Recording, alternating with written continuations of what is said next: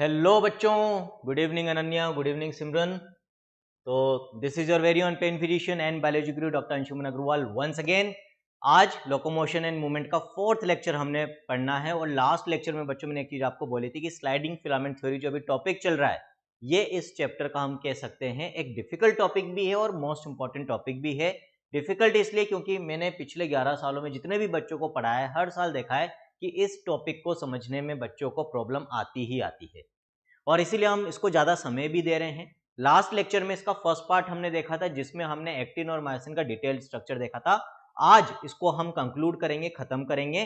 तो बच्चों आज के लेक्चर में पूरा मैकेनिज्म डिटेल में मॉलिक्यूलर लेवल पे हम डिस्कस करेंगे कि किस तरह से स्केलेटल मसल कॉन्ट्रैक्शन होता है। ठीक है, आज क्योंकि 11th चैप्टर हम पढ़ रहे हैं तो कंबाइंड क्लास है बच्चों, जोश और जुनून बैच की। जोश हमारे 11th क्लास के बच्चों का बैच और जुनून 12th क्लास और ड्रॉपर्स जो बच्चे हैं हमारे उनका बैच है। कोशिश ये है कि भाई आप सभी मेरी तरह, जो मेरा ड्रीम था जो एक बार में पूरा हुआ डॉक्टर बनने का, आपका भी डॉक्टर बनने का ड्रीम एक अच्छी रैंक के साथ जल्दी से जल्दी पूरा हो। बच्चों यूट्यूब की जनता के लिए बता देते हैं कि भाई यदि आप भी हमारे साथ नीट बायोलॉजी प्रिपरेशन करना चाहते हो और ये लाइव लेक्चर्स अटेंड करना चाहते हो तो सोचिंग ऐप को डाउनलोड कर लो बच्चों प्ले स्टोर से, चैनल को सब्सक्राइब कर लो और डिस्क्रिप्शन में टेलीग्राम ग्रुप का लिंक है उसको ज्वाइन कर लो। वहां पर आप मुझसे बायोलॉजी डाउट्स पूछ सकते हो। स्टार्ट करेंगे बच्चों। एक बार थोड़ा सा हम प्रीकेप देखेंगे कि हमने लास्ट लेक्चर में क्या पढ़ा था, है ना। थोड़ा सा जरूरी है, जब तक अपन इसको बच्चों रिवाइज नहीं करेंगे, आज जो हम स्लाइडिंग फिलामेंट थ्योरी में पढ़ने वाले हैं उसको समझने में हमें थोड़ी सी दिक्कत आएगी। ठीक है, तो फटाफट बता रहा हूं। एक्टिन का स्ट्रक्चर देखा था। एक्टिन में मैंने आपको बताया था कि 3 तरह के प्रोटीन्स प्रेजेंट होते हैं। एफ एक्टिन होता है, ट्रोपोमायोसिन होता है और ट्रोपोनिन होता है बच्चों। एफ एक्टिन के दो वन पेयर होते हैं, यानी कि दो हम कह सकते हैं पॉलीमराइज प्रोटीन फिलामेंट्स होते हैं। मोनोमर्स जी एक्टिन्स होते हैं। हर जी एक्टिन के ऊपर एक एक्टिव साइट या मायोसिन बाइंडिंग साइट होती है जहां पर मेरोमायोसिन का हेड जुड़ता है, क्रॉस ब्रिज बनाता है। फिर जितने भी जी एक्टिन से एफ एक्टिन के ऊपर उनकी जो एक्टिव साइट है रिलैक्स्ड स्टेट में उन एक्टिव साइट्स को कवर करके रखता है बच्चों एक और filament like protein that is known as tropomyosin. Again ये भी वन पेयर होता है। एनसीईआरटी के अकॉर्डिंग एक और जो तीसरा प्रोटीन होता है ट्रोपोनिन, जिसमें 3 सब यूनिट्स होती है बच्चों। ट्रोपोमायोसिन बाइंडिंग सब यूनिट, इनिबिटरी सब यूनिट, कैल्शियम बाइंडिंग, पूरा एक्सप्लेन कर दिया था इनका मीनिंग। ये कॉम्प्लेक्स प्रोटीन होता है 3 सब यूनिट वाला जो रेगुलर इंटरवल्स पे प्रेजेंट होता है। ट्रोपोमायोसिन सब यूनिट की मदद से ये जुड़ता है विद ट्रोपोमायोसिन। इनिबिटरी सब यूनिट अगेन किसको कवर करती है, एक्टिव साइट को, यानी कि कॉन्ट्रैक्शन को इनिबिट करती है, इसीलिए इनिबिटरी सब यूनिट। और जो कैल्शियम बाइंडिंग सब यूनिट होती है बच्चों, इसके ऊपर कैल्शियम जुड़ता है। आज देखेंगे कैसे जुड़ता है और फिर किस तरह से कॉन्ट्रैक्शन होता है। ठीक है, तो ये तो अपन ने देखा था एक्टिन का स्ट्रक्चर। फिर एक्टिन के स्ट्रक्चर के बाद बच्चों मैंने आपको मायोसिन का स्ट्रक्चर भी समझाया था। मायोसिन के स्ट्रक्चर में अगेन हमने देखा था कि भाई ये भी एक तरह का क्या होता है, पॉलीमराइज्ड प्रोटीन होता है। किसका बना हुआ होता है, मीरोमायोसिन्स का बना होता है। मीरोमायोसिन्स इसके मोनोमर्स कहलाते हैं बच्चों। फिर मीरोमायोसिन में भी अपन ने डिटेल सारे पॉइंट्स देख लिए थे बच्चों, क्या क्या पार्ट्स होते हैं। टेल वाला पार्ट होता है जो क्या बनाता है, लाइट मीरोमायोसिन बनाता है क्योंकि उसका मोलिकुलर वेट रिलेटिवली कम होता है बच्चों। Just a minute.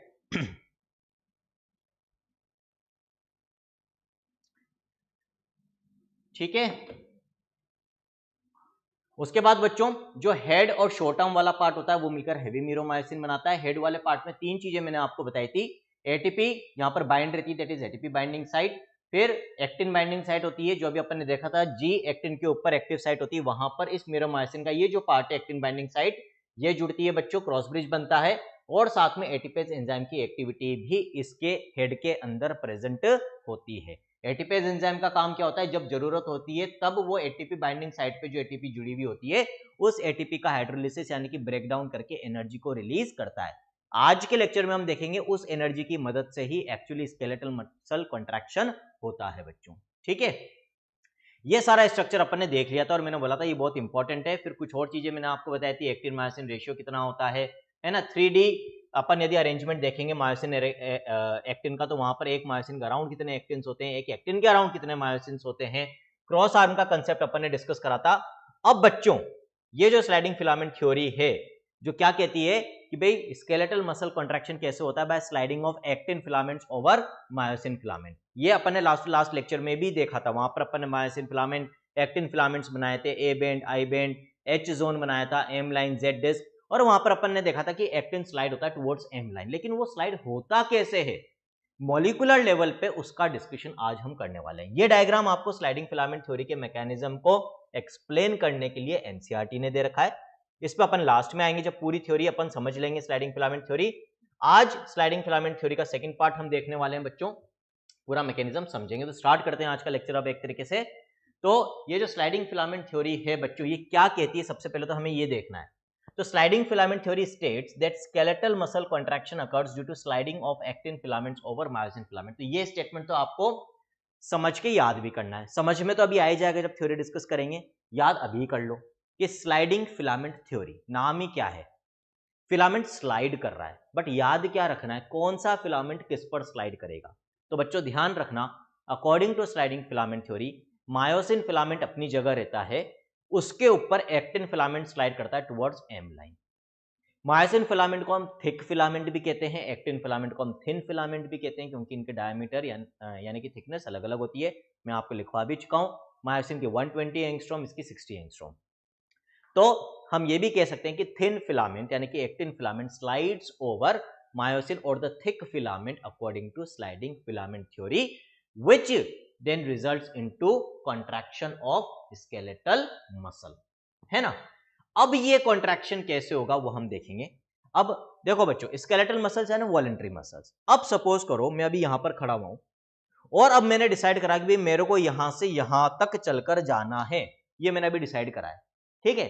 तो बिना मतलब के बिना सोचे तो जाऊंगा नहीं। यदि मैं यहां से यहां मूव करूंगा तो इसका मतलब पहले मैं अपने दिमाग में, ब्रेन में सोचूंगा कि मुझे यहां से वहां तक जाना है। जैसे ही मैं सोचूंगा कि मुझे यहां से वहां जाना है, मेरे ब्रेन में जो मोटर पार्ट होता है बच्चों, जिसका काम होता है मेरी बॉडी मूवमेंट्स को कंट्रोल करना, उस मोटर पार्ट से इलेक्ट्रिक इंपल्स जनरेट होगी और न्यूरॉन्स के थ्रू वो इलेक्ट्रिक सिग्नल, वो इलेक्ट्रिक करंट, वो इलेक्ट्रिक इंपल्स मेरे लेग मसल्स तक पहुंचेगी। जो न्यूरॉन्स मसल्स के पास इलेक्ट्रिक इंपल्स को लेकर आते हैं from the brain for the movement, for the contraction of muscles, उन न्यूरॉन्स को हम क्या कहते हैं, मोटर न्यूरॉन्स कहते हैं बच्चों। क्या कहते हैं उन न्यूरॉन्स को हम, मोटर न्यूरॉन्स, ठीक है।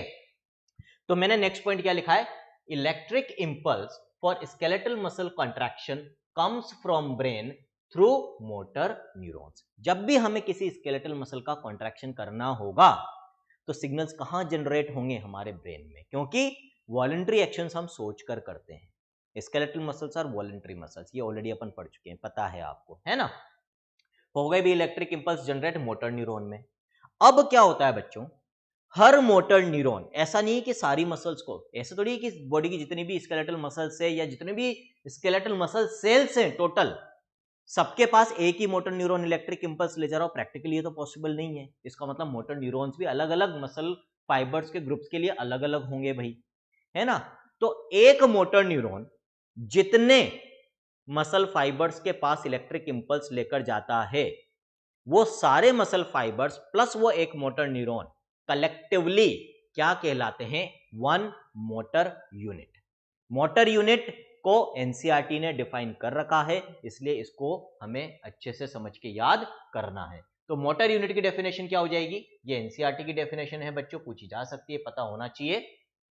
A motor neuron along with all the muscle fibers it supplies, एक मोटर न्यूरॉन जितने मसल फाइबर्स से कनेक्टेड होता है, जितने मसल फाइबर्स के पास वो इलेक्ट्रिक इंपल्स लेकर जाता है, वो सब कलेक्टिवली, वो न्यूरॉन और वो सारे मसल फाइबर्स क्या कहलाते हैं, एक मोटर यूनिट कहलाते हैं। फॉर एग्जांपल बच्चों, यदि सिंपल वे में हम समझना चाहें, मान लो ये एक मोटर न्यूरॉन है ना, इसमें ये इलेक्ट्रिक इंपल्स जाएगी।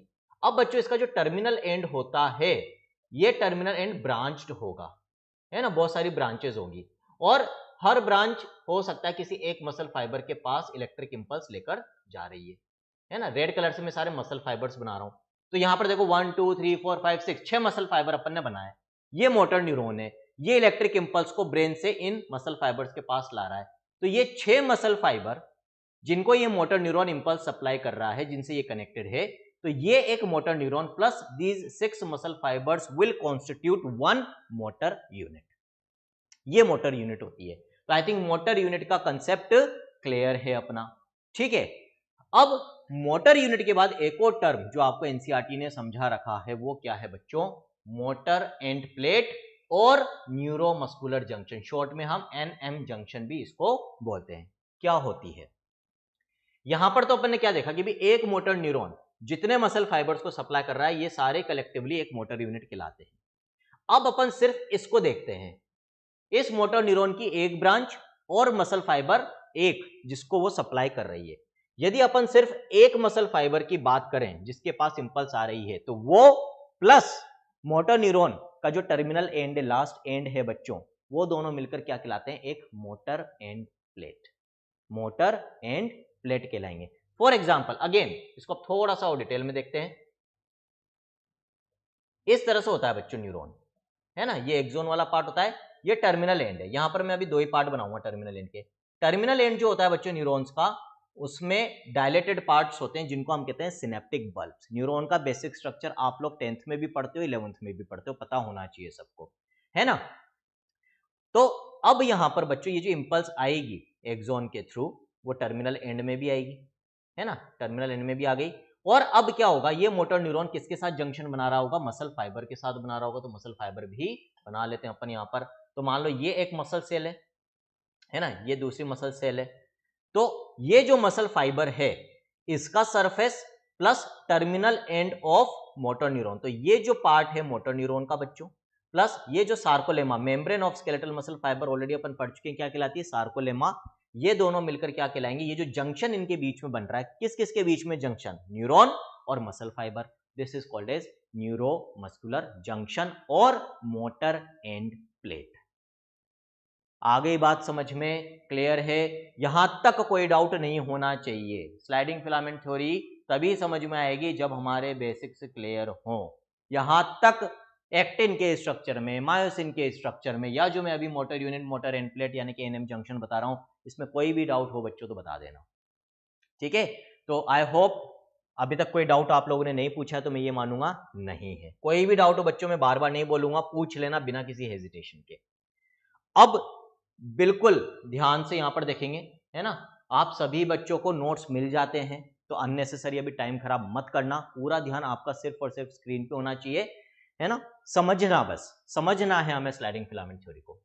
अब बच्चों मान लो जो मोटर न्यूरॉन था, मैं उसका अब सिर्फ टर्मिनल पार्ट बना रहा हूं, है ना। मान लो पहले तो अपन शॉर्ट में बना लेते हैं, चलो यहां पर, ताकि कंफ्यूजन नहीं हो। ये एक मोटर न्यूरॉन अपन बना रहे हैं,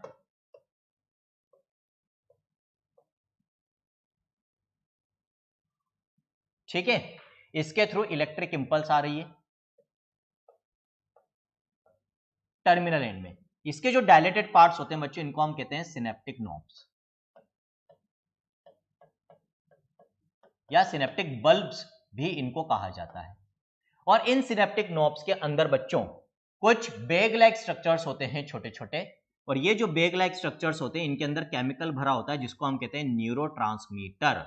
क्यों, क्योंकि ये केमिकल जब रिलीज होगा यहां से, तो वो इस न्यूरॉन से आने वाली इलेक्ट्रिक इंपल्स की इंफॉर्मेशन को आगे ट्रांसमिट करेगा, that is why it is known as neurotransmitter, है ना।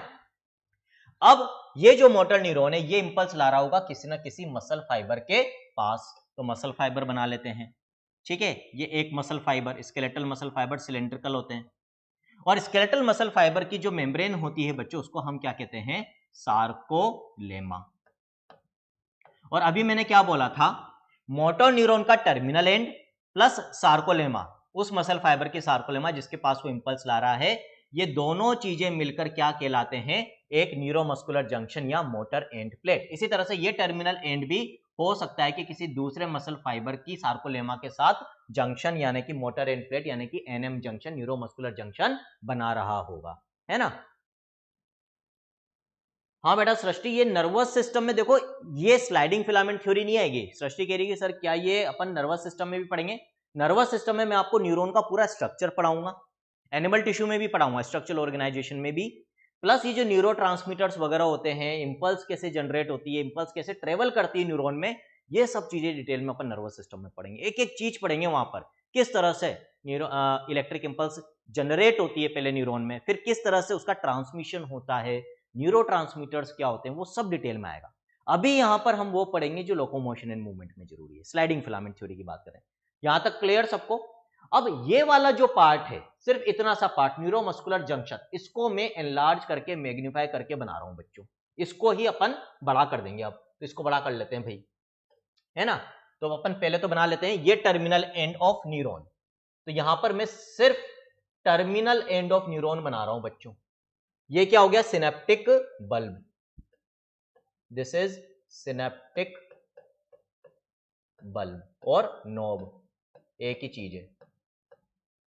और इसके अंदर क्या प्रेजेंट है बच्चों, इसके अंदर वसाइकल्स प्रेजेंट है, बेग लाइक स्ट्रक्चर्स प्रेजेंट है, जिनको हम कहते हैं वसाइकल्स। और इन वसाइकल्स के अंदर बच्चों क्या भरा हुआ है, इन वसाइकल्स के अंदर केमिकल भरा हुआ है। और मोटर न्यूरॉन्स की वसाइकल्स में जो केमिकल भरा हुआ होता है, वो केमिकल क्या कहलाता है बच्चों, that is known as acetylcholine. ACH short में क्या कहलाता है वो, acetylcholine, ACH acetylcholine. ठीक है, तो these are vesicles filled with और bag like structures filled with acetylcholine. This is the terminal end of this motor neuron. इस मोटर न्यूरॉन के थ्रू क्या होगा बच्चों, यहां पर इंपल्स आएगी, इलेक्ट्रिक इंपल्स, है ना। कहां से आ रही है, ब्रेन से। क्यों आ रही है, क्योंकि मैंने सोचा कि भाई मुझे यहां से वहां जाना है, मेरी लेग मसल्स को कॉन्ट्रैक्ट करवाना है, तो मेरे ब्रेन से मोटर न्यूरॉन के थ्रू मेरी लेग मसल्स के पास इलेक्ट्रिक इंपल्स भेजी जाएगी ताकि वो कॉन्ट्रैक्ट हो। ठीक है, अब ये मोटर न्यूरॉन मेरी लेग मसल्स के मसल फाइबर के पास इलेक्ट्रिक इंपल्स ला रहा होगा, हर टर्मिनल एंड किसी न किसी मसल फाइबर के साथ जंक्शन बनाएगा।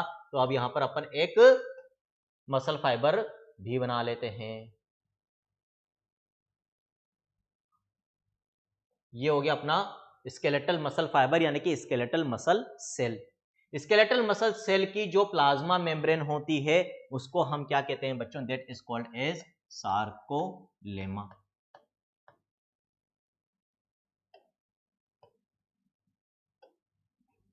सार्कोलेमा, ठीक है, यहां तक कोई डाउट नहीं है मेरे हिसाब से।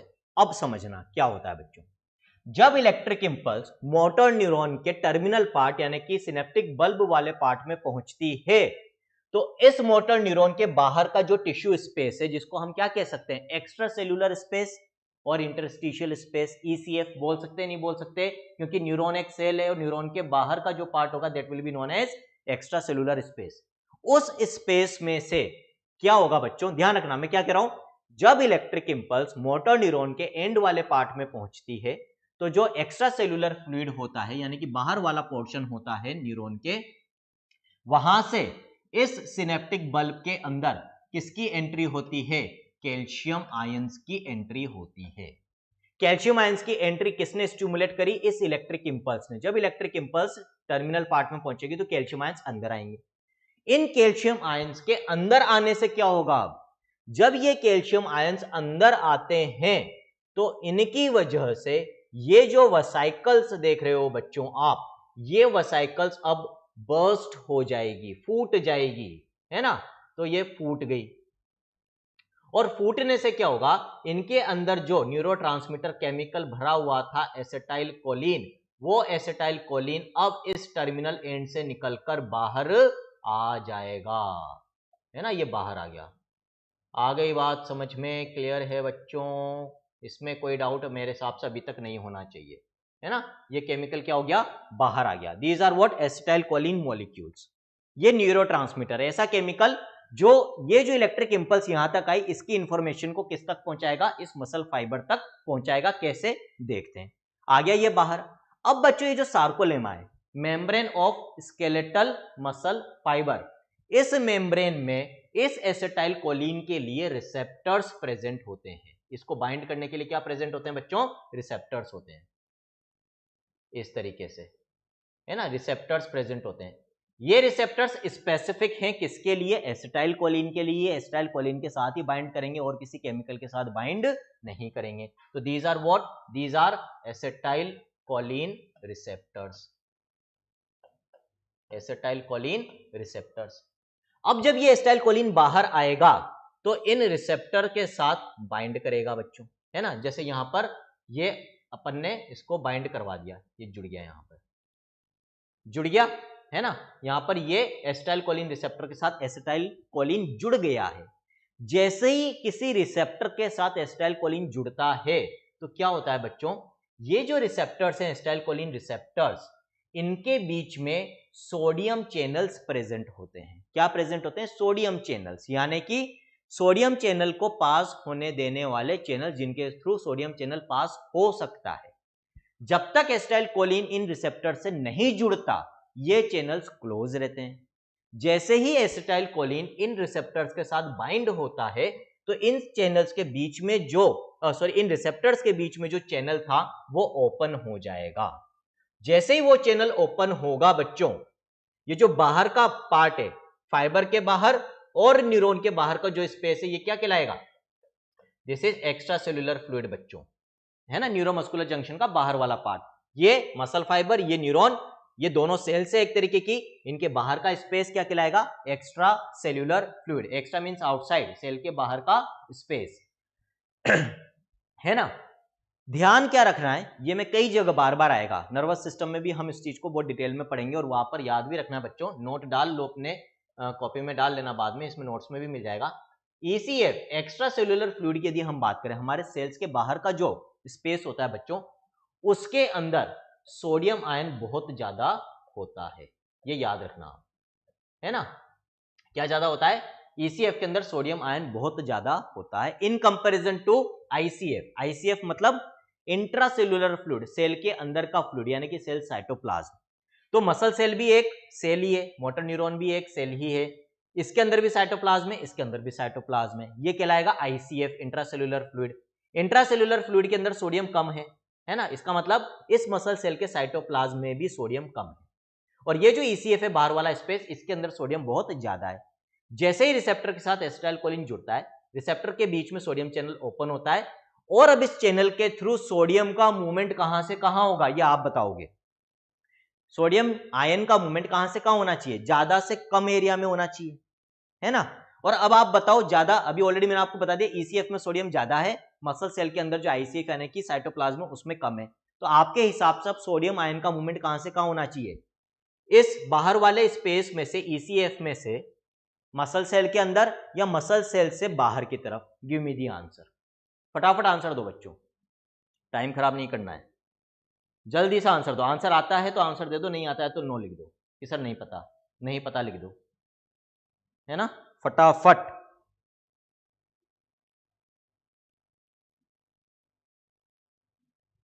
Very good, very good, answer आ रहा है भाई।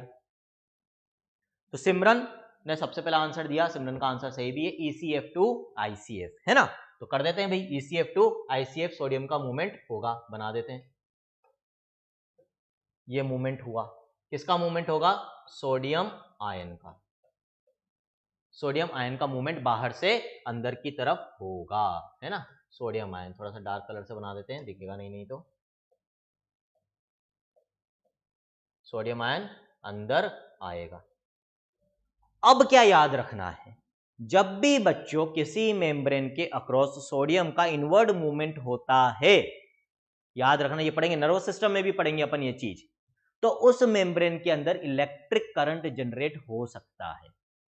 डिपेंड करता है मूवमेंट कितना हुआ है।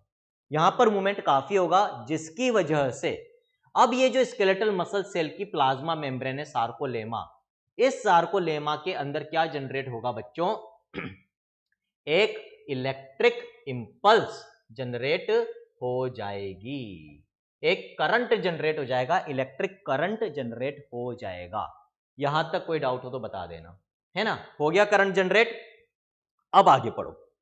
ऑलरेडी बच्चों जब मैंने स्केलेटल मसल सेल का स्ट्रक्चर आपको समझाया था, तो वहां पर अपन ने क्या पढ़ा था? देखो, यदि स्केलेटल मसल सेल की मैं बात करूं, ये स्केलेटल मसल सेल है, यदि ये तो सार्कोलेमा हो गई, तो इसके अंदर अपन ने बोला था कि सार्कोप्लाज्मिक रेटिकुलम यानी कि एंडोप्लाज्मिक रेटिकुलम भी होते हैं। और ये जो एंडोप्लाज्मिक रेटिकुलम होते हैं स्केलेटल मसल सेल के, जिनको हम सार्कोप्लाज्मिक रेटिकुलम भी कहते हैं, ये होते हैं store house of calcium ion. इनके अंदर कैल्शियम आयन बहुत ज्यादा अमाउंट में होता है ना। इनके अंदर कैल्शियम आयन बहुत ज्यादा अमाउंट में होता है बच्चों।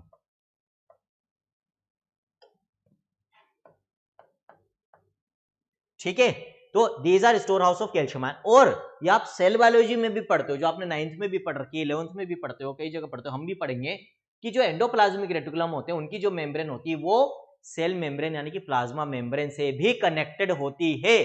और ये इंपॉर्टेंट पॉइंट है ना, पता है या नहीं पता सबको? आई थिंक सबको पता होगा कि जो एंडोप्लाज्मिक रेटिकुलम होते हैं उनकी मेम्ब्रेन सेल मेम्ब्रेन से कंटिन्यूटी में होती है, कनेक्टेड होती है। यहां पर भी अपन क्या बना लेंगे, एक एंडोप्लाज्मिक रेटिकुलम बना लेंगे बच्चों। तो एंडोप्लाज्मिक रेटिकुलम बना लेते हैं भाई, एक इससे बनाएंगे। ये हो गया endoplasmic reticulum. Endoplasmic reticulum of skeletal muscle fibre क्या कहलाता है? Sarcoplasmic reticulum. सार्कोप्लाज्मिक रेटिकुलम, ठीक है। और जो साइटोप्लाज्म होता है बच्चों, साइटोप्लाज्म जो होता है स्केलेटल मसल सेल का, वो साइटोप्लाज्म क्या कहलाता है? सार्कोप्लाज्म कहलाता है। सार्कोप्लाज्म कहलाता है। अब ये जो इलेक्ट्रिक इंपल्स सार्कोलेमा में जनरेट हुई है बच्चों, ये इलेक्ट्रिक इंपल्स किसमें स्प्रेड हो जाएगी? क्योंकि सार्कोप्लाज्मिक रेटिकुलम की मेम्ब्रेन सार्कोलेमा यानी कि plasma membrane of the skeletal muscle fibre के कांटेक्ट में है, तो ये करंट अब इसके अंदर भी स्प्रेड हो जाएगा। आ गई बात समझ में यहां तक कि क्या हुआ? इलेक्ट्रिक इंपल्स मोटर न्यूरॉन के एंड में आई, जिसकी वजह से कैल्शियम अंदर आया, कैल्शियम ने इन वेसिकल्स को फोड़ दिया, बर्स्ट कर दिया। इन वेसिकल्स में से न्यूरोट्रांसमीटर एसिटाइलकोलिन बाहर आया, वो सार्कोलेमा पे प्रेजेंट एसिटाइलकोलिन रिसेप्टर्स के साथ बाइंड हुआ। बाइंड होते इन रिसेप्टर्स के बीच में प्रेजेंट सोडियम चैनल ओपन हुए, सोडियम बाहर से अंदर आया। सोडियम के अंदर आने की वजह से इलेक्ट्रिक करंट जनरेट हुआ। जब इलेक्ट्रिक करंट ऐसे जनरेट होता है किसी मेम्ब्रेन में, हम कहते हैं मेम्ब्रेन डीपोलराइज हो गई। ये पोलराइजेशन क्या होता है, डीपोलराइजेशन क्या होता है, हाइपरपोलराइजेशन क्या होता है, सब नर्वस सिस्टम में समझाऊंगा डिटेल में। अभी सिर्फ इतना याद करो, सोडियम के अंदर आने से इलेक्ट्रिक करंट जनरेट हुआ। ये इलेक्ट्रिक करंट सार्कोलेमा के थ्रू किसमें स्प्रेड हो जाएगा? सार्कोप्लाज्मिक रेटिकुलम यानी कि एंडोप्लाज्मिक रेटिकुलम की मेम्ब्रेन में। ये सार्कोप्लाज्मिक रेटिकुलम क्या है बच्चों? This is store house of calcium ion. Calcium ion का स्टोर हाउस है। जैसे इसमें इलेक्ट्रिक करंट फैलेगा, जैसे सार्कोप्लाज्मिक रेटिकुलम के अंदर इलेक्ट्रिक करंट फैलता है बच्चों, इसमें से कैल्शियम आयन निकलकर किसमें आ जाता है? सार्कोप्लाज्म यानी कि cytoplasm of skeletal muscle cell में आ जाएगा। कैल्शियम निकल के किसमें आ जाएगा? सार्कोप्लाज्म के अंदर आ जाएगा। आई थिंक अब यहां तक कोई डाउट नहीं है। स्केलेटल मसल सेल के स्ट्रक्चर में एक और चीज मैंने आपको बताई थी कि इसके सार्कोप्लाज्म में मायोफिलामेंट्स पड़े हुए होते हैं, जिनका डिटेल्ड स्ट्रक्चर ऑलरेडी अपन ने देख लिया, जिनमें मायोसिन और एक्टिन प्रेजेंट होते हैं। इसका मतलब क्या है? इसके अंदर क्या पड़े हुए हैं? लॉन्जिट्यूडनली इस तरह से सार्कोलेमा के पैरेलल मायोफिलामेंट्स पड़े हुए हैं। मायोफिलामेंट्स किसके बने हुए हैं? एक्टिन और मायोसिन के बने हुए हैं। सार्कोप्लाज्म के अंदर क्या आ गया? कैल्शियम आयन आ गया। मायोफिलामेंट्स किसके बने हुए हैं? मायोफिलामेंट्स बने हुए हैं एक्टिन और मायोसिन के। दीज आर मायोफिलामेंट्स और मायोफिब्रिल्स, है ना। और एक्टिन किसका बना हुआ है? एक्टिन तीन चीजों का बना हुआ है, F actin, tropomyosin, troponin. Troponin में 3 सब यूनिट बताई थी, troponin T, troponin I, troponin C. याद आया नहीं आया? वापस से उस स्ट्रक्चर पे आ जाते हैं अपन। इसलिए कहा था लास्ट लेक्चर बहुत इंपॉर्टेंट था बच्चों। ये देखो, है ना, ये ट्रोपोनिन, ट्रोपोनिन में 3 सब यूनिट। सी वाली सब यूनिट को मैंने क्या बोला था? Calcium binding unit. इसके साथ क्या जुड़ता है? कैल्शियम जुड़ता है ना। अब समझना बच्चों, सार्कोप्लाज्म में कैल्शियम आ चुका है। सार्कोप्लाज्म में मायोफिलामेंट्स पड़े हुए हैं जो एक्टिन और मायोसिन के बने हुए हैं। एक्टिन पे ट्रोपोनिन है, जिसमें ट्रोपोनिन सी सब यूनिट है। ट्रोपोनिन जुड़ा हुआ है किसके साथ? ट्रोपोमायोसिन के साथ। तो ये मान लो ये तो है ट्रोपोमायोसिन, है ना। इसके साथ जुड़ा हुआ है ये ट्रोपोनिन। ये है ट्रोपोनिन जो ट्रोपोमायोसिन से थोड़ी थोड़ी दूरी पर रेगुलर इंटरवल्स पे जुड़ा हुआ है with the help of troponin T सब यूनिट, है ना। और इसको मान लो आप एफ एक्टिन, फिलामेंटस एक्टिन, जो जी एक्टिन से मिलकर बना है। जब तक मसल रिलैक्स्ड रहती है तब तक वो रिलैक्स्ड क्यों रहती है? क्योंकि जितने भी जी एक्टिन से एफ एक्टिन के, उन सबकी एक्टिव साइट को किसने कवर कर रखा है? ट्रोपोमायोसिन और ट्रोपोनिन ने कवर कर रखा है। इस तरीके से, है ना, ये कवर कर दिया मैंने। अब क्या होगा, अभी जब मोटर न्यूरॉन से इंपल्स आई उसकी वजह से मसल सेल के सार्कोप्लाज्म में कैल्शियम आयन रिलीज हुआ है। वो कैल्शियम आयन, ध्यान रखना बच्चों, वो कैल्शियम आयन इस ट्रोपोनिन की, जो ट्रोपोनिन सी सब यूनिट है जो बाहर की तरफ होती है, उससे आकर जुड़ जाएगा। Calcium will bind with the troponin C subunit, और जब वो ट्रोपोनिन सी सब यूनिट से जुड़ेगा तो ट्रोपोनिन के अंदर स्ट्रक्चरल यानी कि कन्फर्मेशनल चेंज होता है। क्या चेंज होगा, वो जो कन्फर्मेशनल चेंज अब होगा in the troponin because of binding of calcium with the troponin C subunit, ये जितने भी ट्रोपोनिन से जो ट्रोपोमाइसिन से जुड़े हुए हैं बाहर की तरफ रोटेट करेंगे। किधर की तरफ, बाहर की तरफ। अब ट्रोपोमाइसिन से थोड़ी थोड़ी दूरी पर क्या जुड़े हुए हैं, ट्रोपोनिन जुड़े हुए हैं। तो सारे के सारे ट्रोपोनिन पे जब कैल्शियम जुड़ जाएगा तो सारे ट्रोपोनिन बाहर की तरफ रोटेट करेंगे, और जब ये बाहर की तरफ रोटेट करेंगे तो क्योंकि ये ट्रोपोमाइसिन से जुड़े हुए हैं तो ये अपने साथ ट्रोपोमायोसिन को किससे दूर ले जा रहे हैं, F actin of actin filament से दूर ले जा रहे हैं। एफ एक्टिन वाला जो पार्ट है, फिलामेंटस एक्टिन वाला जो पार्ट है बच्चों एक्टिन फिलामेंट का, वो बहुत सारे जी एक्टिन से मिलकर बना था।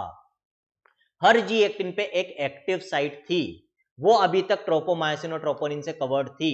ट्रोपोनिन सी से कैल्शियम बाइंड होते हैं, ट्रोपोनिन बाहर रोटेट हुआ, ट्रोपोमायोसिन को अपने साथ दूर ले गया फ्रॉम एफ एक्टिन। तो अब क्या हुआ, जितने भी जी एक्टिन से एफ एक्टिन पे उन सबकी एक्टिव साइट अनकवर हो गई है, एक्सपोज हो गई है ना। आगे बात समझ में।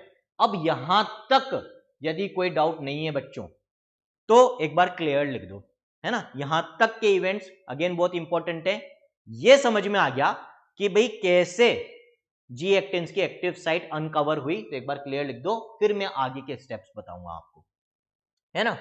वापस वहीं आ जाते हैं अब अपन।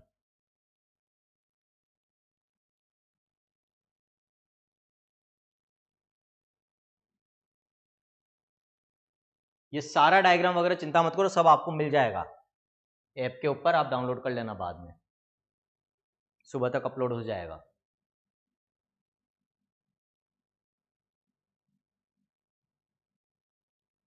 क्लियर बच्चों, ठीक है। अब देखो आगे, है ना। एक्सपोज हो गई एक्टिव साइट, जैसे ही, अब ध्यान से सुनना, जैसे ही एफ एक्टिन के जी एक्टिन्स की एक्टिव साइट अनकवर होती है, वैसे ही अब किसके पास सिग्नल पहुंचेगा, केमिकल्स के थ्रू सारी सिग्नलिंग होती है बच्चों हमारी बॉडी में।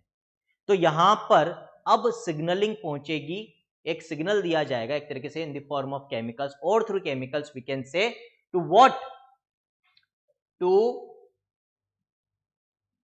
मीरोमायोसिन्स ऑफ मायोसिन फिलामेंट।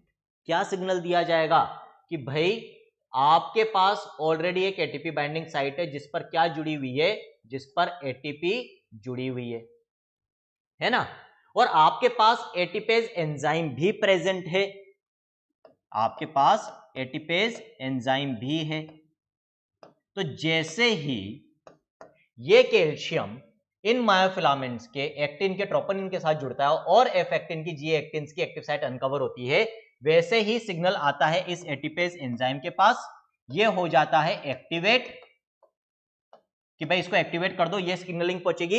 ये एटीपेज एंजाइम अब क्या करेगा, इस एटीपी को ब्रेक डाउन करेगा, जो ऑलरेडी कहां जुड़ी हुई थी, एटीपी बाइंडिंग साइट से ऑलरेडी एक एटीपी जुड़ी हुई होती है, और ये एटीपी को किसमें जोड़ तोड़ेगा बच्चों, एटीपी का फुल फॉर्म होता है एडिनोसिन ट्राइफॉस्फेट, 3 फॉस्फेट ग्रुप हैं इसमें, उनमें से एक फॉस्फेट ग्रुप को, एक इनऑर्गेनिक फॉस्फेट ग्रुप, आईपी का मतलब इनऑर्गेनिक फॉस्फेट ग्रुप को अलग कर देगा। क्या बच गया, adenosine diphosphate plus inorganic phosphate.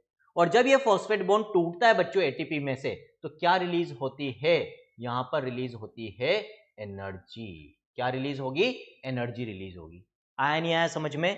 तो कैल्शियम बाइंडिंग से जी एक्टिन्स की एक्टिव साइट एक्सपोज हुई, एक्सपोज होते ही मीरोमायोसिन का एटीपेज एंजाइम एक्टिवेट हुआ, उसने एटीपी को ब्रेक डाउन करा, जिससे एडीपी और इनऑर्गेनिक फॉस्फेट बने। तो अब एटीपी बाइंडिंग साइट पे क्या जुड़े हुए हैं, एटीपी की जगह एडीपी और इनऑर्गेनिक फॉस्फेट, क्योंकि ये टूट गई है with the help of ATPase enzyme.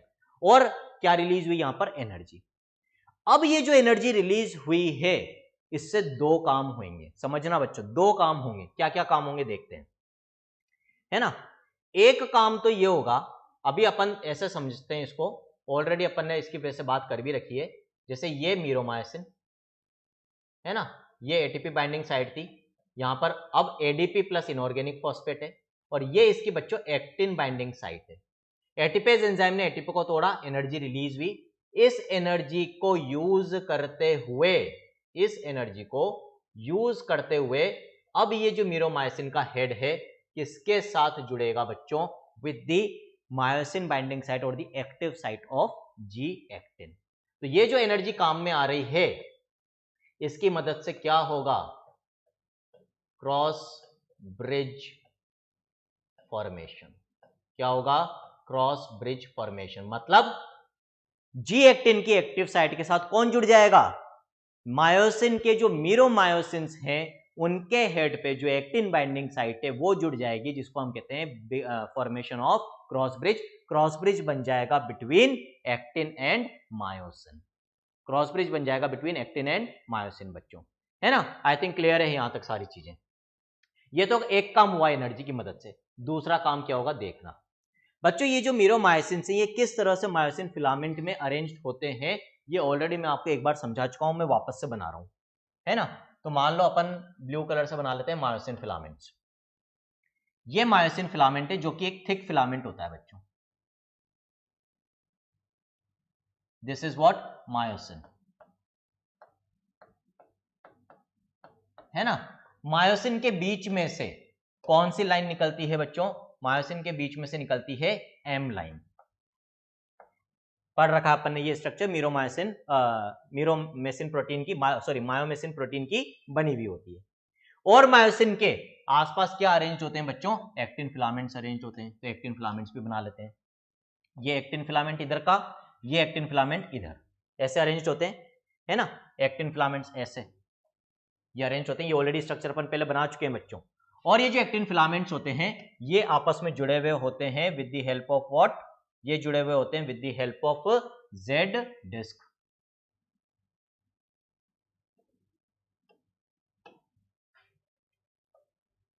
Z disc की मदद से। तो ये जो अपन ने रेड कलर से बनाई है ये बनाई है अपन ने जेड डिस्क। इसके इधर भी क्या होंगे? फिलामेंट्स होंगे। आगे बात समझ में, है ना? और मैंने क्या बोला था, स्लाइडिंग फिलामेंट थ्योरी क्या कहती है कि ये जो एक्टिन फिलामेंट्स हैं जो ब्राउन कलर से अपन ने बच्चों बनाए हैं, these are actin filaments. Actin. तो मसल कब कॉन्ट्रैक्ट होती है? जब ये एक्टिन फिलामेंट्स एम लाइन की तरफ स्लाइड करते हैं। कैसे स्लाइड करेंगे बच्चों? एक्टिन पे ही एफ एक्टिन होता है, इसी के अंदर ट्रोपोमायोसिन होता है, ट्रोपोनिन होता है। ट्रोपोनिन पे जब कैल्शियम जुड़ा तो जी एक्टिन की एक्टिव साइट अनकवर हुई, एटीपेज ने एटीपी तोड़ी, एनर्जी रिलीज हुई। एनर्जी की मदद से मीरोमायोसिन ने जी एक्टिन के साथ क्रॉस ब्रिज बनाया। इसका मतलब क्या है? ये जो यहां पर मायोसिन फिलामेंट है बच्चों, इसमें जो अरेंजमेंट ऑफ मीरोमायोसिन है वो इस तरीके से है। टेल वाला पार्ट जो है वो तो पैरेलल है इस मायोसिन फिलामेंट की लॉन्ग एक्सिस के, हेड ऊपर निकला हुआ है, ये मैंने लास्ट लेक्चर में समझाया था। जब ये एनर्जी रिलीज हुई तो इन मीरोमायोसिन का हेड, ये जो एक्टिन फिलामेंट है, इनके जी एक्टिन्स के साथ जुड़ जाएगा बच्चों, है ना? इधर के ऐसे जुड़ेगा और इधर के जो मीरोमायोसिन है उनका ऐसे जुड़ेगा। अब यहां तो मैंने फिलामेंट वाइज बनाया है, अब इसी फिलामेंट में एक्चुअली जी एक्टिन्स प्रेजेंट है, तो अपन एक काम करते हैं, जी एक्टिन्स के फॉर्म में बना लेते हैं। तो यहां पर भी जी एक्टिन होगा, ये जी एक्टिन होगा, ये जी एक्टिन होगा, ये जी एक्टिन होगा, ये जी एक्टिन होगा, ये जी एक्टिन होगा। इस तरह से एक्टिन फिलामेंट बहुत सारे जी एक्टिन्स का बना हुआ है ना? यहां पर भी क्लियर है? आगे बात समझ में? ठीक है, तो क्रॉस ब्रिज बन चुका है। एनर्जी का एक यूज तो ये हुआ, अब एनर्जी का दूसरा यूज क्या होगा बच्चों? अब क्रॉस ब्रिज बनने के बाद ये जो मीरोमायोसिन के हेड पर निकले हुए हैं, जो अब जी एक्टिन्स के साथ जुड़ गए हैं, वो इस तरीके से एम लाइन की तरफ टू एंड फ्रो मोशन करेंगे, धक्का देंगे इन जी एक्टिन्स को टुवर्ड्स एम लाइन, है ना? तो क्रॉस ब्रिज बना जी एक्टिन के साथ। अब ये इस वाले जी एक्टिन को इधर धक्का देगा और ये वाला इस जी एक्टिन को इधर खींचेगा। धक्के देने से बेटर है अपन ये बोले खींच रहे हैं ये इधर, है ना? ये इधर हेड है, ये इधर टेल है, तो ये एम लाइन की तरफ इन जी एक्टिन्स को खींचेगा बच्चों। अब इसको ऐसे देखो, अभी देखो यहां पर एक जी एक्टिन आगे है, दोनों तरफ ये जो मीरोमायोसिन का हेड है किससे जुड़ा हुआ है? सेकंड वाले जी एक्टिन से जुड़ा हुआ है।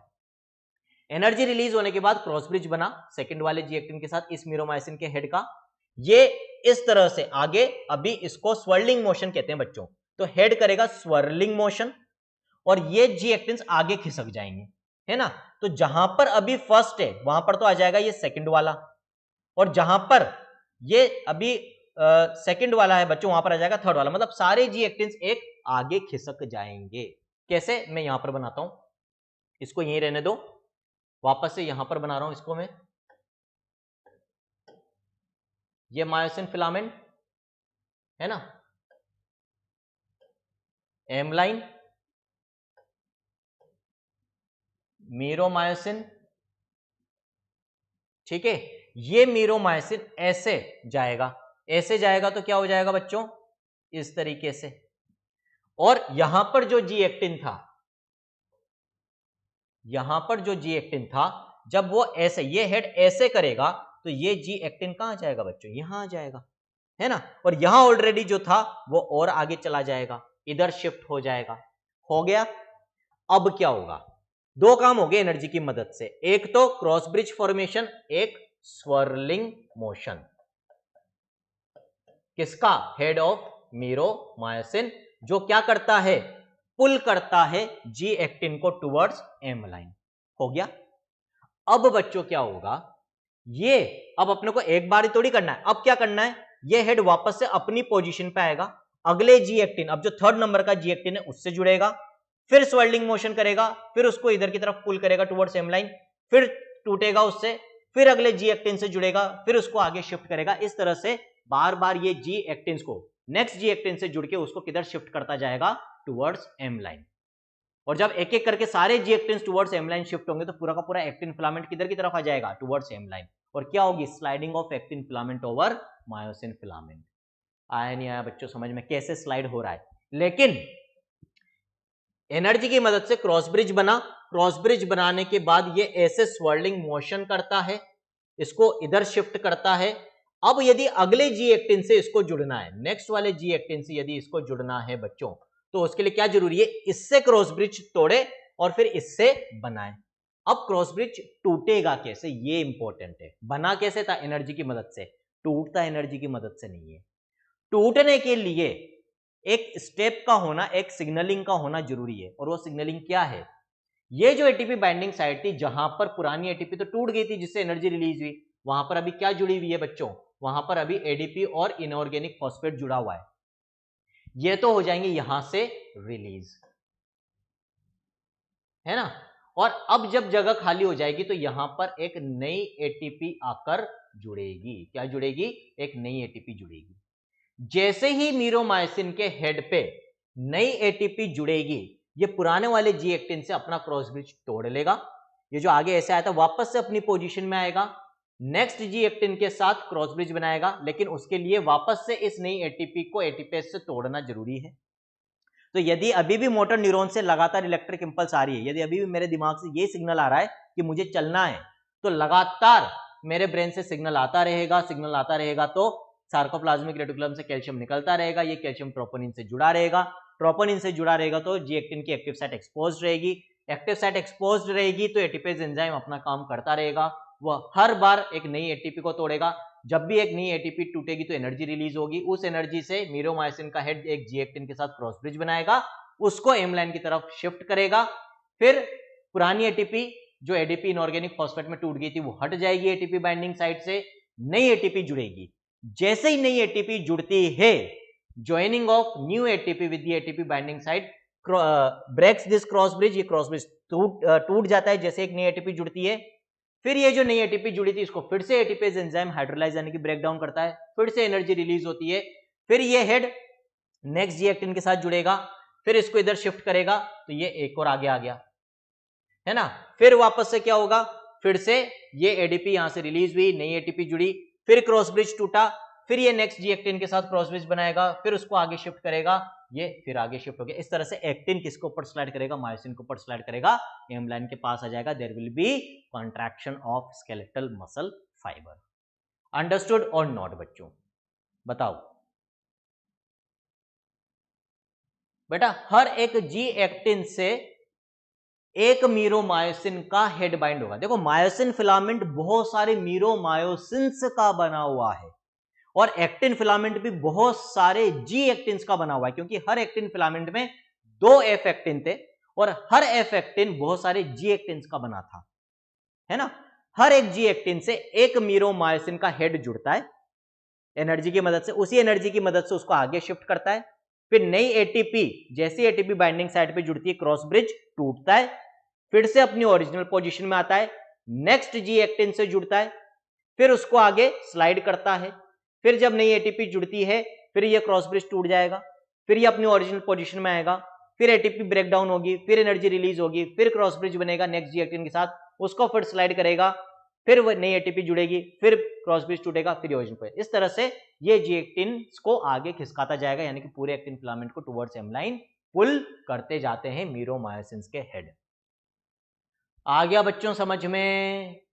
आई थिंक अब आपको लग गया होगा कि भाई वास्तव में स्लाइडिंग फिलामेंट थ्योरी इंपॉर्टेंट थी या नहीं थी। कंसेप्चुअल है बच्चों पूरी, इसको रटने की जरूरत नहीं है। बच्चों को दिक्कत क्यों आती है? क्योंकि वो इसको रटने की कोशिश करते हैं। एनसीईआरटी ने पूरा इतनी डिटेल में ही दे रखी जितना मैंने समझाया है, लेकिन प्रॉपर्ली एक्सप्लेन नहीं कर रखा है एनसीईआरटी ने। और ये एनसीईआरटी की एक प्रॉब्लम है, मैं हमेशा कहता हूँ कि एक नई नवेली दुल्हन की तरह एनसीईआरटी कहना तो बहुत कुछ चाहती है, कह नहीं पाती, है ना। वो कोशिश करती कि बस मैं 4-5 लाइनें लिख दूं और उसमें बच्चा सब समझ जाए। दैट इज नॉट पॉसिबल, है ना। तो अब समझ में आया नहीं आया बच्चों? यदि कोई भी डाउट हो प्लीज पूछ लो, नहीं है तो प्लीज क्लियर लिख दो, है ना। तो ये तो इस तरह से कॉन्ट्रैक्शन हो जाएगा। दिस है स्लाइडिंग फिलामेंट थ्योरी। तो एक और चीज अब यहां पर समझ में आ गई होगी, स्लाइडिंग फिलामेंट थ्योरी में एक्टिन स्लाइड तो मायोसिन के ऊपर हो रहा है, लेकिन इसको स्लाइड करवा कौन रहा है? मायोसिन, है ना। मायोसिन की वजह से ही एक्टिन स्लाइड कर रहा है। तो मायोसिन रहता अपनी जगह है, बट मायोसिन में जो मीरोमायोसिन से उनके हेड में जो स्वर्लिंग मोशन होता है, उस स्वर्लिंग मोशन की मदद से ही तो actin slides over myosin filament, thin filament slides over thick filament towards the M line, due to which there is contraction of skeletal muscle बच्चों, है ना। ठीक है, चलो अब एक क्वेश्चन है मेरा। अभी तक तो लगातार मेरा दिमाग ये सोच रहा था कि भाई मुझे चलना है, तो लगातार एसिटाइलकोलिन रिलीज हो रहा था इलेक्ट्रिक इंपल्स की मदद से, लगातार यहाँ पे सार्कोप्लाज्मिक रेटिकुलम से कैल्शियम निकल रहा था, एक्टिन से जुड़ रहा था, और ये कॉन्ट्रैक्शन लगातार चलता जा रहा था। ये साइकिल अपने आप को बार बार रिपीट कर रही थी, है ना। अब सपोज करो मेरे दिमाग से अब ये सिग्नल आया कि अब इसको नहीं चलना, मैंने सोचा मुझे अब रुकना है, मतलब अब मेरी मसल को कॉन्ट्रैक्ट नहीं होना, तो रिलैक्सेशन कैसे होगा ये भी तो पता होना चाहिए। सिर्फ ये थोड़ी पता होना चाहिए कि कॉन्ट्रैक्शन कैसे होगा, चक्रू के अंदर घुसने के साथ साथ निकलने का रास्ता भी पता होना चाहिए। अब रिलैक्सेशन कैसे होगा वो समझो बच्चों। रिलैक्सेशन ऐसे होता है, जब मैं सोचूंगा कि अब मुझे नहीं चलना, तो मेरे ब्रेन से ये जो इलेक्ट्रिक इंपल्स आ रही थी ये आना बंद हो जाएगी, नहीं होगी? ये बंद हो जाएगी, है ना। और जब ये बंद हो जाएगी बच्चों, तो फिर क्या होगा? ये जो वेसिकल्स में से एसिटाइलकोलिन निकल रहा था वो निकलना बंद हो जाएगा, ठीक है। अब नया एसिटाइलकोलिन नहीं आ रहा, लेकिन जो ऑलरेडी पहले निकला हुआ है वो तो अभी भी रिसेप्टर से जुड़ा हुआ होगा, और जब तक वो रिसेप्टर से जुड़ा रहेगा तब तक रिसेप्टर्स के बीच के सोडियम चैनल ओपन रहेंगे। सोडियम चैनल ओपन रहेंगे तो सार्कोलेमा में इलेक्ट्रिक इंपल्स रहेगी वो रहेगी तो सार्कोप्लाज्मिक रेटिकुलम से कैल्शियम भी निकलता रहेगा,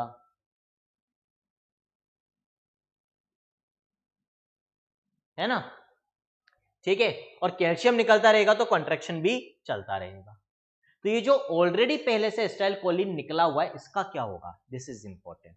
तो बच्चों ध्यान रखना, ये जो स्पेस है ईसीएफ वाला स्पेस, इस ईसीएफ वाले स्पेस में एक एंजाइम होता है ना, न्यूरोमस्कुलर जंक्शन में, यानी कि यहां पर लिख रहा हूं मैं, जो न्यूरोमस्कुलर जंक्शन है बच्चों ईसीएफ, इसके अंदर एक एंजाइम होता है जिसको हम क्या कहते हैं? Acetylcholine esterase, acetylcholine esterase enzyme. और इसका काम क्या होता है? It breaks down acetylcholine, है ना। तो जब मेरे ब्रेन से इलेक्ट्रिक सिग्नल आना बंद हो जाएंगे तो नया एसिटाइलकोलिन तो रिलीज होगा नहीं, और जो ऑलरेडी पुराना एसिटाइलकोलिन रिलीज होके पड़ा हुआ था, जो रिसेप्टर से जुड़ा हुआ था, उसको एनएम जंक्शन में प्रेजेंट ये एंजाइम थोड़ी देर बाद तोड़ देगा। जब उसको तोड़ देगा तो अब वहां से सारा एसिटाइलकोलिन हट गया। जब सारा एसिटाइलकोलिन हट गया तो फिर क्या होगा बच्चों, ये जो सोडियम चैनल खुले थे, रिसेप्टर से हट गए सारे एसिटाइलकोलिन, ब्रेक डाउन हो गए, तो रिसेप्टर में जो बीच के चैनल थे बंद हो गए, रिसेप्टर के चैनल्स बंद हो गए तो इलेक्ट्रिक इंपल्स भी यहां से बंद हो जाएगी। इलेक्ट्रिक इंपल्स बंद हो गई बच्चों, तो क्या होगा, ये जो कैल्शियम बाहर निकला था ये वापस से अंदर चला जाएगा, ये फिर से अंदर चला जाएगा इनटू द सार्कोप्लाज्मिक रेटिकुलम। जब कैल्शियम अंदर जाएगा तो ट्रोपोनिन सी से जो कैल्शियम जुड़ा हुआ था, सॉरी बच्चों, ट्रोपोनिन सी से जो कैल्शियम जुड़ा हुआ था वो कैल्शियम भी हट जाएगा। अब ट्रोपोनिन सी से जब कैल्शियम हट जाएगा तो क्या होता है, ट्रोपोनिन सी ट्रोपोमाइसिन को खींच के बाहर ले गया था जब तक कैल्शियम जुड़ा हुआ था। कैल्शियम हटते ही ट्रोपोनिन सी वापस से अपनी ओरिजिनल पोजीशन में, सॉरी ट्रोपोनिन अपनी ओरिजिनल पोजीशन में आएगा। ट्रोपोनिन जुड़ा हुआ है ट्रोपोमाइसिन से, ट्रोपोनिन अपनी ओरिजिनल पोजीशन में आएंगे तो ट्रोपोमाइसिन को भी अपनी ओरिजिनल पोजीशन में ले आएंगे। और जब ओरिजिनल पोजीशन में आगे ट्रोपोनिन और ट्रोपोमाइसिन, तो वापस से किसको कवर कर लिया, एफ एक्टिन के जितने भी जी एक्टिन से उनकी एक्टिव साइट को वापस से कवर कर लेंगे। और जैसे एक्टिव साइट कवर होएगी, ये जो एटीपेज एंजाइम एक्टिवेट हुआ था ये वापस से डीएक्टिवेट हो जाएगा। एटीपी को ब्रेक डाउन करके जो एनर्जी रिलीज हो रही थी वो भी एनर्जी रिलीज नहीं होगी। एनर्जी रिलीज नहीं होगी तो क्रॉस ब्रिज फॉर्मेशन और स्वेलिंग मोशन ऑफ मीरोमाइसिन हेड नहीं होगा, कोई क्रॉस ब्रिज नहीं बनेगा, कोई मूवमेंट नहीं होगा, तो एक्टिन स्लाइड करना बंद कर देगा। वापस धीरे धीरे सारे फिलामेंट्स अपनी ओरिजिनल पोजीशन में आ जाएंगे और मसल अपने रिलैक्स्ड कंडीशन में, रिलैक्स्ड स्टेट में आ जाती है। This is how relaxation occurs, है ना बच्चों, ठीक है। तो ये होती है स्लाइडिंग फिलामेंट थ्योरी। इस थ्योरी में सारी चीजें समझना ज्यादा जरूरी थी, जो मैंने पूरी तबीयत से तसल्ली से समझाई और आई होप आपको समझ में आ भी गई होगी। अब इस थ्योरी के जितने भी पॉइंट्स हैं बच्चों, स्टेप्स हैं, आपको चिंता करने की जरूरत नहीं है। आपको जब सुबह नोट्स अपलोड करे जाएंगे ऐप के ऊपर, तो उन नोट्स के अंदर पॉइंट वाइज ये सारे स्टेप्स मिल जाएंगे, हैंड रिटन नोट्स मिल जाएंगे इस पूरी थ्योरी के। तो एक बार मेरी राय यह है कि आप खुद रफ पेपर में, जैसे मैंने अभी पूरा समझाया वैसे खुद इस थ्योरी को समझ के देखना, बनाकर देखना सारे डायग्राम, और फिर जब समझ में आ जाए तो उन नोट्स को पढ़ लेना ताकि एक बार रिवीजन वापस से हो जाए। इस तरह से आपकी स्लाइडिंग फिलामेंट थ्योरी कंप्लीट हो जाएगी, mechanism of skeletal muscle contraction complete हो जाएगा बच्चों, है ना। अब जो लास्ट टॉपिक बच रहा है बच्चों अपना मसल वाले पार्ट में, इसके बाद फिर क्या बचेगा इस चैप्टर में, स्केलेटल सिस्टम, बोन्स पढ़नी है बच्चों, बोन्स पढ़नी है, फिर जॉइंट्स पढ़ने, लास्ट में डिसऑर्डर्स पढ़ने।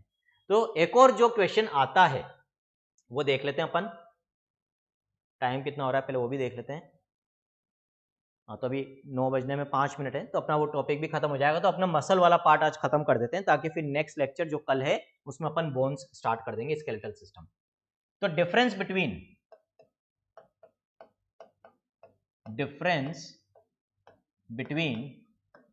Red and white muscle fibres, ये क्वेश्चन भी पूछा जाता है ना।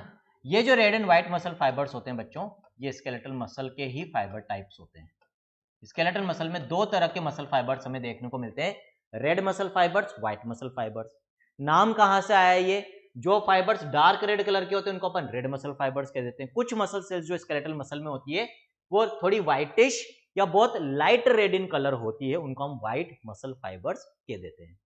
हमारी ऑलमोस्ट सारी स्केलेटल मसल्स में बच्चों आपको ऐसा नहीं होगा कि सिर्फ रेड या सिर्फ व्हाइट मिलेंगे।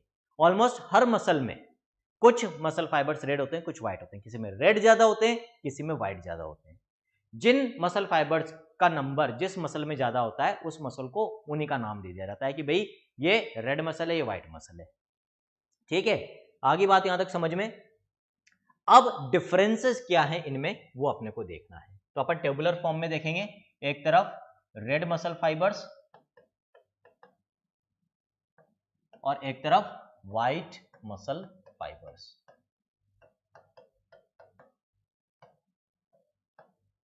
पहला डिफरेंस, ये तो डार्क रेड कलर में जो डिफरेंस है वो तो लिख लें भाई, डार्क रेड, और ये जो होते हैं लाइट रेड, या हम कह सकते हैं थोड़ा सा व्हाइटिश या पेलर in colour, pail in colour, है ना, हल्के होते हैं कलर में, ठीक है। कारण क्या है इनके डार्क रेड होने का बच्चों, हमारे ब्लड का जो रेड कलर होता है वो एक पिगमेंट की वजह से होता है, हीमोग्लोबिन सबको पता है, जो कि आयरन कंटेनिंग पिगमेंट है। उसी तरह का एक आयरन कंटेनिंग पिगमेंट हमारी मसल सेल्स में भी होता है, जिसको हम कहते हैं मायोग्लोबिन। क्या कहते हैं? मायोग्लोबिन। तो वो जो रेड कलर का पिगमेंट है मायोग्लोबिन, जो हमारी मसल्स में होता है, वो मायोग्लोबिन यहां पर ज्यादा होता है और यहां पर ये मायोग्लोबिन कम होता है, काफी कम होता है बच्चों। मायोग्लोबिन का भी वही काम है जो ब्लड में हीमोग्लोबिन का है। हमारे ब्लड में हीमोग्लोबिन का काम होता है ऑक्सीजन को बाइंड करके हमारी सेल्स तक ऑक्सीजन को ट्रांसपोर्ट करना। तो मायोग्लोबिन का काम भी क्या होता है? मसल्स तक जो ब्लड आता है, उस ब्लड से जो ऑक्सीजन मसल सेल के अंदर आती है, उस ऑक्सीजन को यह मायोग्लोबिन अपने साथ बाइंड कर लेता है, ताकि फिर इस ऑक्सीजन को एरोबिक रेस्पिरेशन में यूज करके एनर्जी प्रोडक्शन किया जाए। आगे बात समझ में? अंतर क्या है हीमोग्लोबिन और मायोग्लोबिन में बच्चों? हाँ बेटा, एक्सरसाइज से इंक्रीज होता है ना? हाँ, ये सिर्फ स्केलेटल मसल में मिलते हैं। सृष्टि के क्वेश्चन थे। अब मैं क्या कह रहा था, अंतर क्या है हीमोग्लोबिन और मायोग्लोबिन में? अंतर ये है बच्चों कि हीमोग्लोबिन के अंदर 4 फेरस आयंस होते हैं। फेरस और फेरिक दो फॉर्म्स आप पढ़ते हो आयरन में, वैलेंसी की जब हम बात करते हैं तो फेरस फॉर्म होता है हीमोग्लोबिन में, और फेरस भी कितने आयंस होते हैं? 4 फेरस आयन होते हैं एक हीमोग्लोबिन मॉलिक्यूल में। लेकिन यदि मैं मायोग्लोबिन मॉलिक्यूल की बात करूं तो एक मायोग्लोबिन मॉलिक्यूल में सिर्फ एक फेरस आयन ही होता है। हीमोग्लोबिन के एक मॉलिक्यूल में क्योंकि 4 फेरस होते हैं, तो एक हीमोग्लोबिन मॉलिक्यूल 4 ऑक्सीजन मॉलिक्यूल को बाइंड कर सकता है। क्योंकि मायोग्लोबिन के एक मॉलिक्यूल में एक फेरस आयन होता है, तो वह एक ही ऑक्सीजन मॉलिक्यूल को बाइंड कर सकता है। आपसे यूजुअली हीमोग्लोबिन और मायोग्लोबिन में डिफरेंस नहीं पूछे जाते, इसलिए उनको लिखने की जरूरत नहीं है। वैसे ये मैं आगे लिखवाऊंगा दूसरे चैप्टर में, है ना? तो अभी इतना याद रख लो, रेड मसल फाइबर्स में मायोग्लोबिन ज्यादा, व्हाइट मसल फाइबर्स में मायोग्लोबिन कम। तीसरा डिफरेंस, इसके अंदर यदि हम बात करें तो माइटोकॉन्ड्रिया भी ज्यादा होंगे। क्यों? क्योंकि जब मायोग्लोबिन ज्यादा है तो ऑक्सीजन की अवेलेबिलिटी भी ज्यादा, और ऑक्सीजन की अवेलेबिलिटी ज्यादा तो एरोबिक रेस्पिरेशन भी ज्यादा, जो किसके अंदर होता है? माइटोकॉन्ड्रिया के अंदर। तो एरोबिक रेस्पिरेशन करने के लिए माइटोकॉन्ड्रिया भी ज्यादा, यहां पर माइटोकॉन्ड्रिया भी क्या होंगे बच्चों? कम होंगे। यहां पर क्योंकि ऑक्सीजन की अवेलेबिलिटी और माइटोकॉन्ड्रिया दोनों ज्यादा है, तो एरोबिक रेस्पिरेशन होता है बच्चों ज्यादा, इसीलिए इनको एरोबिक मसल्स भी कहते हैं। और हमें पता है कि एरोबिक रेस्पिरेशन में एनर्जी प्रोडक्शन ज्यादा होता है। और यहां पर क्योंकि मेनली ऑक्सीजन की अवेलेबिलिटी भी कम है, माइटोकॉन्ड्रिया भी कम है, तो ऑब्वियस सी बात है एरोबिक रेस्पिरेशन कम होगा। और ये किस पे डिपेंडेंट होंगे अपनी एनर्जी के लिए? एनएरोबिक रेस्पिरेशन पे, ग्लाइकोलाइसिस पे। तो that is why these are also called as anaerobic muscles. अब मेजर डिफरेंस है, अब ये जो है इंपॉर्टेंट पॉइंट है, पांचवा पॉइंट। सार्कोप्लाज्मिक रेटिकुलम, जो कि कैल्शियम का स्टोर हाउस होते हैं बच्चों, वो रेड मसल फाइबर्स के अंदर कम होते हैं। ये कम है, बाकी सब चीजें ज्यादा थी, और इसके अंदर सार्कोप्लाज्मिक रेटिकुलम ज्यादा होते हैं, है ना? इनमें किस तरह के कॉन्ट्रैक्शंस होते हैं? सस्टेन्ड कॉन्ट्रैक्शंस, लॉन्ग ड्यूरेशन, लंबे समय तक मसल कॉन्ट्रैक्ट रहती हैं, जिनके अंदर रेड मसल फाइबर ज्यादा होते हैं। और जिन मसल्स में व्हाइट मसल फाइबर ज्यादा होते हैं, उनमें शॉर्ट ड्यूरेशन कॉन्ट्रैक्शन होता है, लेकिन स्ट्रॉन्ग कॉन्ट्रैक्शन होता है। अब इसका कारण समझेंगे हम, ये इंपॉर्टेंट है। देखो बच्चों, रेड मसल फाइबर्स में क्योंकि एनर्जी प्रोडक्शन ज्यादा हो रहा है because of aerobic respiration, more oxygen availability, तो यहां पर क्या होगा कि कॉन्ट्रैक्शन के लिए एनर्जी तो बहुत सारी है। लेकिन यदि सार्कोप्लाज्मिक रेटिकुलम ज्यादा होते, तो जब भी मसल के पास कॉन्ट्रैक्ट करने के लिए इलेक्ट्रिक इंपल्स सिग्नल आता, तो क्या होता? सारे सार्कोप्लाज्मिक रेटिकुलम से एक साथ बहुत सारा कैल्शियम निकलता, और कैल्शियम जितना ज्यादा निकलेगा वो उतने ही ज्यादा मायोफिलामेंट्स के एक्टिन के ट्रोपोनिन्स के साथ बाइंड हो जाएगा है ना? तो यदि सार्कोप्लाज्मिक रेटिकुलम ज्यादा होंगे, तो वो जो एनर्जी रिलीज हुई थी या जो एनर्जी यहां पर अवेलेबल हुई थी कॉन्ट्रैक्शन के लिए, एक साथ सारे के सारे मायोफिलामेंट्स कॉन्ट्रैक्ट हो जाएंगे, क्योंकि कैल्शियम बहुत सारा था, सबके साथ जुड़ गया, सबको कॉन्ट्रैक्ट करवा दिया। और जब ज्यादा नंबर ऑफ मसल फाइबर्स एक साथ कॉन्ट्रैक्ट होंगे या ज्यादा नंबर ऑफ मायोफिलामेंट्स में एक साथ कॉन्ट्रैक्शन होगा, तो जो एनर्जी थी वो जल्दी खत्म हो जाएगी और ज्यादा देर तक मसल कॉन्ट्रैक्ट नहीं रह पाएगी। लेकिन भगवान ने क्या करा कि सार्कोप्लाज्मिक रेटिकुलम यहां पर कम कर दिए और एनर्जी ज्यादा दे दी, तो एनर्जी अवेलेबिलिटी तो है ज्यादा, कैल्शियम रिलीज हो रहा है धीरे धीरे क्योंकि सार्कोप्लाज्मिक रेटिकुलम है कम, एक समय में एक साथ बहुत सारे मसल फाइबर कॉन्ट्रैक्ट नहीं होंगे, कुछ होंगे और कुछ नहीं होंगे, है ना। जब कम नंबर ऑफ मसल फाइबर एक पॉइंट ऑफ टाइम पे हो रहे हैं, मान लो जिस मसल के पास इंपल्स आई उसमें 1000 फाइबर्स हैं, लेकिन एक बार में इतना ही कैल्शियम रिलीज हो रहा है कि सिर्फ उन 1000 में से 200 फाइबर्स कॉन्ट्रैक्ट होते हैं, तो 800 तो अभी रिलैक्स्ड है, वो एनर्जी को यूज नहीं कर रहे। जब 200 थक जाएंगे तो फिर अगले 200 हो जाएंगे, क्योंकि एनर्जी तो अभी भी बाकी है हमारे पास। फिर वो थक जाएंगे तो अगले 200 हो जाएंगे, और जब तक अब अगले 200 होंगे, जो पिछले 200 थके तो वो वापस से कॉन्ट्रैक्ट होने के लिए तैयार हो जाएंगे।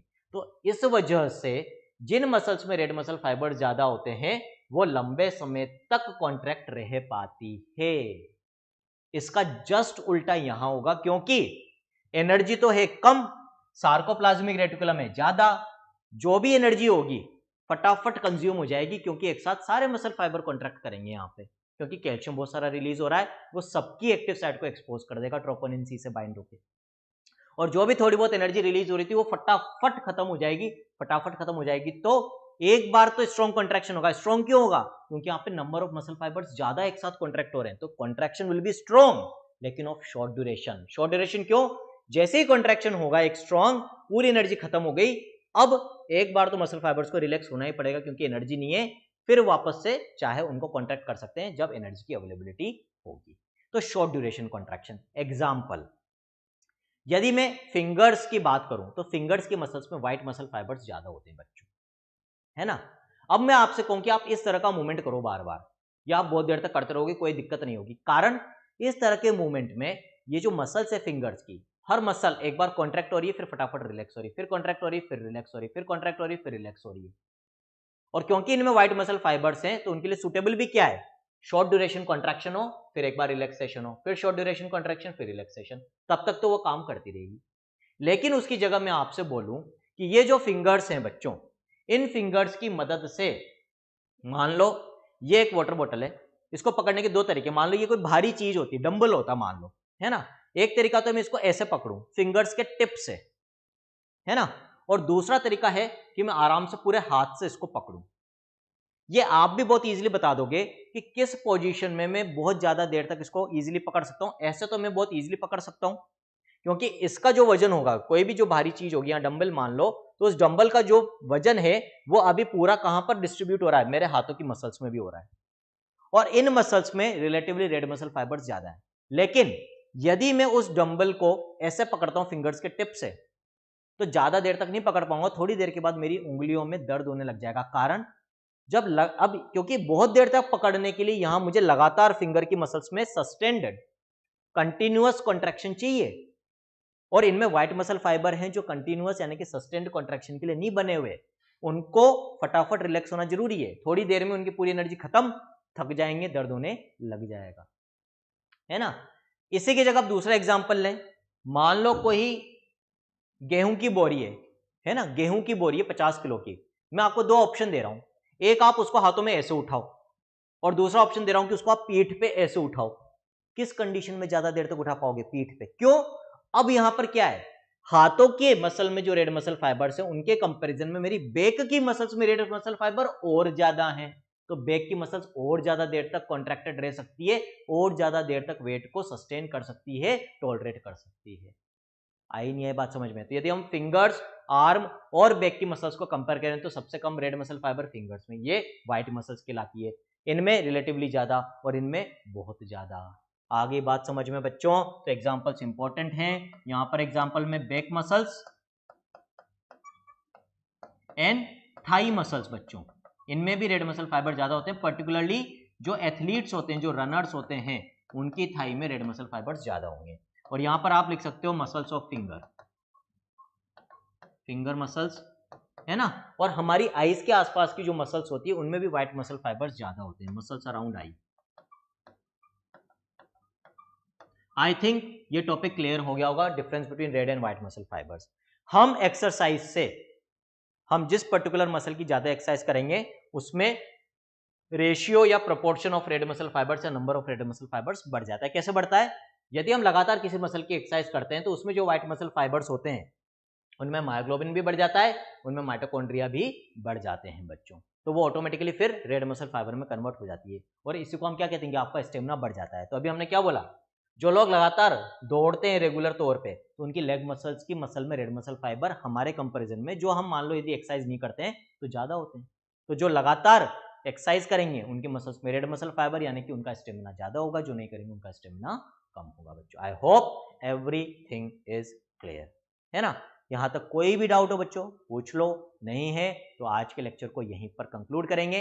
इसके साथ हमारा मसल वाला पार्ट पूरा खत्म हो जाता है। कुछ एक जो मिसलिनियस पॉइंट्स हैं वो मैं लास्ट में इंपॉर्टेंट पॉइंट्स के अंदर कवर करूंगा। नेक्स्ट लेक्चर जो कि कल है उसमें हम स्टार्ट कर देंगे बोन्स, यानी कि हमारा स्केलेटल सिस्टम। 206 बोन्स होती है, कैसे कैसे उनको पढ़ना है, किस कैटेगरी में हम डिवाइड करते हैं, सारी चीजें डिटेल में देखने वाले हैं। इसमें हम कुछ बोन्स के मॉडल्स की मदद भी लेने वाले हैं, तो बहुत इंटरेस्टिंग लेक्चर्स होंगे, है ना। तो आई थिंक सब कुछ क्लियर है, आ भी गया है, सिमरन ने बोल दिया है सर सब कुछ क्लियर है, अनन्या ने पहले ही बोल दिया था, सृष्टि ने भी पहले बोल दिया था। तो this is all in this lecture from my friend, mentor and motivator doctor Anshuman, signing off, thank you.